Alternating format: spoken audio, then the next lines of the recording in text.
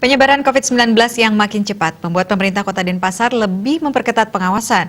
Tak hanya menyasar pasar, tempat umum dan melakukan pembatasan jam operasional, Pemkot Kota Denpasar juga memperketat pengawasan kos-kosan.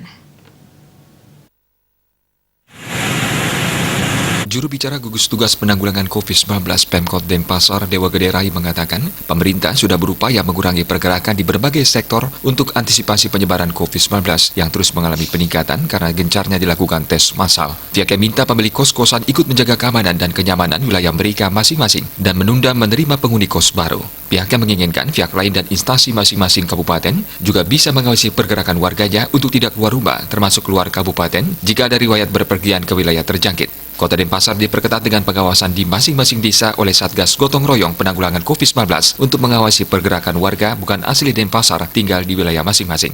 Jika sudah terlanjur menerima, agar segera melaporkan ke Kepala Lingkungan yang nantinya dilanjutkan ke Satgas untuk dilakukan pendataan dan interogasi riwayat perjalanan dan pengecekan kesehatan. Dalam hal ini, pihaknya bukan berarti tidak menerima orang luar Denpasar tinggal di Denpasar, namun pihaknya ingin melindungi dan menjaga kesehatan masyarakat secara keseluruhan agar tidak terinfeksi COVID-19.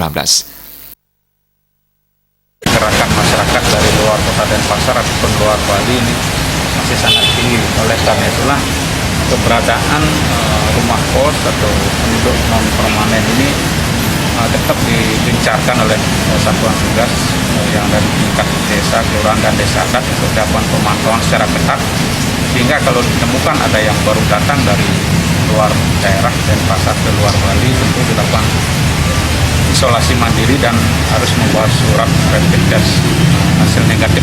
Dari beberapa desa sudah melakukan hal yang bagus, seperti di Renon itu malah diisi tanda khusus bahwa ada warga yang baru datang dari luar Bali, itu diisi tanda khusus bahwa sedang dilakukan isolasi mandiri, karena sesuai dengan protokol dan standar yang dipersyaratkan bahwa setiap datang orang yang datang dari daerah pandemi itu wajib melakukan isolasi mandiri selama 14 hari.